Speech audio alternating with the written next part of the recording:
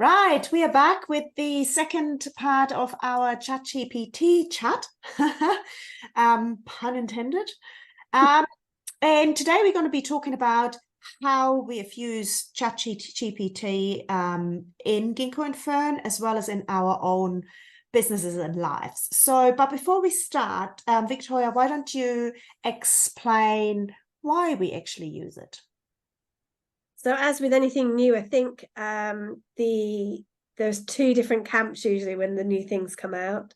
And we found this with the Instagram course, is that there's the camp that goes, oh no, something new. And then there's the other camp, which definitely Alex and I are in, which is, oh my gosh, it's new. What does it do? How is it going to help me? Now, I approached ChatGPT with the second camp in mind, and I know you did, Alex. I was thinking, well, how is it going to make my life easier in my business and in my life in general?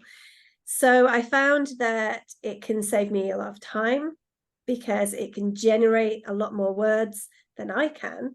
It might not be perfect, and I might have to go back and check it, fact check, and check the voice, but it's a start. It makes me more efficient because I can work on something in one go on ChatGPT. I can definitely get more done. My output is increased, so I can do more blogs, more posts, I can have better titles on my emails, that kind of thing. And I think for me, the most important thing is about killing the white. Now, that's a term that you use in art where you tend to get, sometimes you can get this mental block when you see a white page in front of you. It's a psychological block that you see the white page and you think, I don't know what to do. There's something in your brain says, I've gone blank, because it's blank. It's like a suggestion. So in art, what you do is you just color it in whatever color and just get that white away. And the actual doing of it is the thing that is spurring you on to open your mind. So that's what I mean by killing the white. And I think ChatGPT does that for me.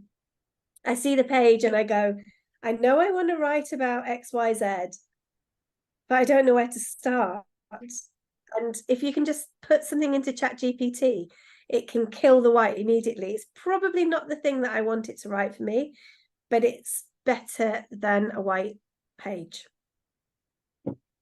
That's what I think. How about you, Alex? Well, I can just dive into how we have actually used it, right? On Ginkgo and Fern. We've been playing around with it for a while, and we have refined it and used it a bit. So we have asked it to write blog posts for us, and basically taken whatever the output is and change the words and change the sound a bit to sound like Ginkgo and Fern. We have used it to write some of the copy on our website, and again, refined it, edited it with our own voice, done some research, extensive research on stuff, including on what sort of names for things, like the sort of like, we have got a thing come up that's called Founders Friday, and that is a chat GPT. I don't know if it was completely ChatGPT, but whatever we put in there, It's probably a killing the white moment where it was something was better than nothing, and we go, oh, absolutely not that one, not that yeah, one, not but it's like a brainstorming thing. Mm. Like, it's amazing for brainstorming, the old ChatGPT. We've used it for social media captions, for outlines of emails, and research. Really, research is for me, for Ginkgo and Fern, and my own whatever else I do, is the biggest tool. I use it as the biggest tool rather than Google these days, actually. So in addition to that, Victoria, you have used it for some other things in your business, right? I've generated YouTube video titles with it, which is quite an interesting way to use it. So I've sort of explained what the video is about and the main point of the video, and then I've said come up with a YouTube title, and it actually comes up with something that sounds like a YouTube title. It came up with the one where I was replacing my floor in my kitchen in my studio, and it said from floor to store, a trip to a Japanese home center or something like that. I would never have come up with that from store to floor. I never would have thought of that. But I thought, wow, that's pretty cool. You know, it's something different. So I've used it for that. I've even used it to, this sounds very controversial, but to generate contracts, not the actual contract, but the things that should be in a contract. So if you're doing the consignment with me in my shop, then that's where I started. I started with ChatGPT. I asked it, what sorts of things should I cover in my contract? And I've written blogs with it as well. So it's amazing what it can do, really, saving me so much time and effort. It's very helpful. It's like having a team member in the other room, right? Because we're often businesses of one. So you often don't have anyone to bounce ideas off. So ChatGPT is another way to have a little conversation about your train of thought. That makes sense. Yeah. It's like very lonely. I'm here talking to ChatGPT in my studio. Yeah, I've also used, actually it is kind of like having a friend. It sounds really sad, but what it did the other day, so I was writing an email newsletter to my Turquoise and Port mailing list, and I was talking about this immersive experience, like an art installation in Melbourne. And I couldn't come up with the words. Like, I'd been there, and there's music and there's sound and there is moving image and all of that sort of thing. And it's all around Claude Monet and the French impressionists. And I just couldn't summarize it. So I put in there, I said, tell me about Claude Monet at the Loom. The Loom is the event center. And it came back and it said, oh, I'm really sorry. Claude Monet never exhibited in a place called the Loom. And I was like, oh, it's the Loom in Melbourne. And then he came back saying, oh, I'm really sorry. Yes, I can tell you about the Loom in Melbourne and Claude Monet. And it came up with all of it. It's like, it said sorry. It's like, it's kind of like having this little human there, or like an intern or something. And yeah, so that was really cool, just to actually get my thoughts in order, and what is this, what I saw. And then I also work on parts of my other life. I'm doing a degree as a interior stylist at the moment, and I have to write assignments. And I don't use ChatGPT to write these assignments, because there's a lot of stuff that is not just available on the internet, is creating concepts, but I use it to actually get me started. So I basically put a question in there, and it gets me started. It's the kind of the kill the white. It's like when you have writer's block, you just put whatever you want to know in there, and it starts you off. And I never really copy and paste anything. I just look at it and I say, oh, okay, right, okay, this is good. I can start on that. And it's also great to actually summarize. If you have got a lot of content and you need to get the main points out of it, like for my uni research again, I had this like massive, it was thousands of words from a interior design website. And I was like, I don't have time to read all of this, because it only is very little what I need. I just need the essence. So you copy and paste, you put it all in, and you say, summarize this. And it does it. And you can say, summarize it even more. And it's just amazing. It's incredible. And I listened to this podcast the other day, and that's kind of going away from how I use it. I just want to say that it blew my mind. And so basically what it can do as well is, if you say you have a big conference call and there's multiple people in there, and if you have a software attached, as in conference call, as in online, multiple people attached, and if you have software that transcribes it into text, which is very normal nowadays, it can say, summarize this conference call, and then on top of it, come up with a task list of what each of the individual people in the call have agreed to do. And that is absolutely mind-blowing. That's like, it basically comes up, it's like a minute taking thing. It takes you minutes, and then it also summarizes like, okay, Fred said he's going to do this, and Maria said she's going to do that. And that, I've not tried it. It's just in this podcast, and I was like, whoa, this is incredible.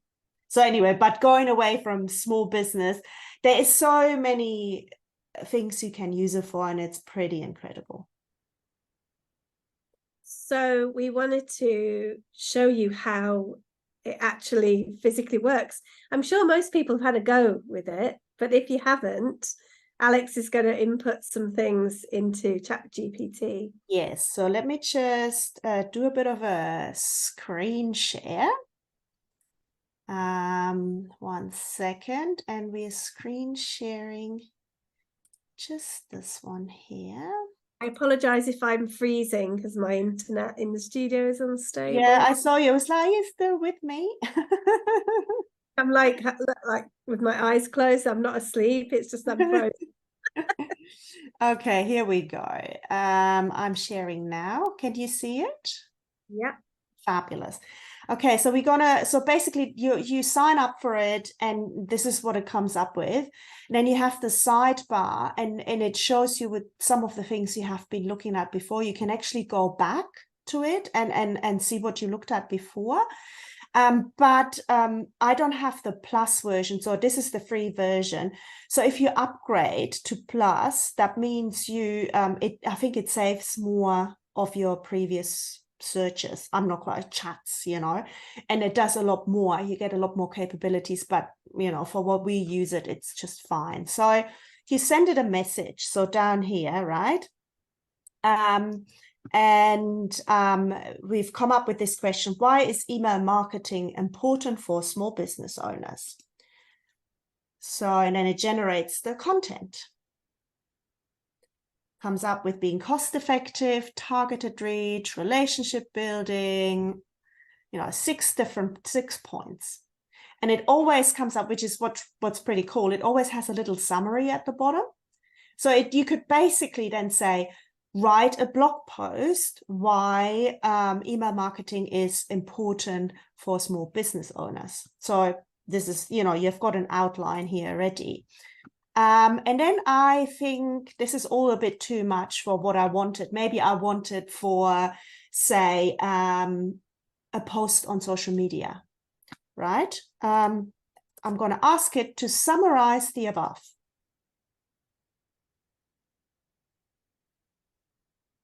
Okay.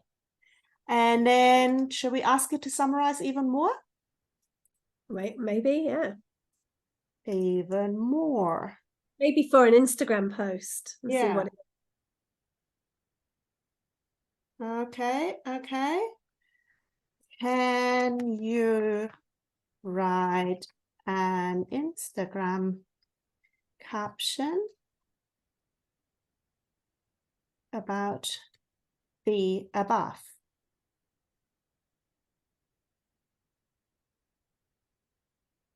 Oh, look at that. It comes up with, that's brilliant. it comes up with emojis and everything. As well. It's made hashtags. This is pretty cool, right? So this is Can we change the tone of it so it's oh, more yes. change the tone to make it more cheeky, more cheek friendly, or well, approachable maybe. Yeah.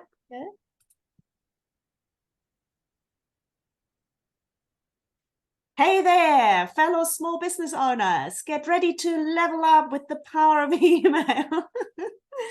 So it is. So if you made that kind of like for young generation Z, Gen Z. Yeah. Can you do that? Would it what it says? Rewrite for Gen Z. I've never tried that. Let's just see. Either. Let's see. Okay, it's thinking. Hey, fellow Gen Z hustlers. What did it say? Hello, fellow Gen Z hustlers. Hustlers, yeah. There you go. Boost those sales like a boss. Use irresistible calls to action and killer promotions that make your Gen Z peeps go wild.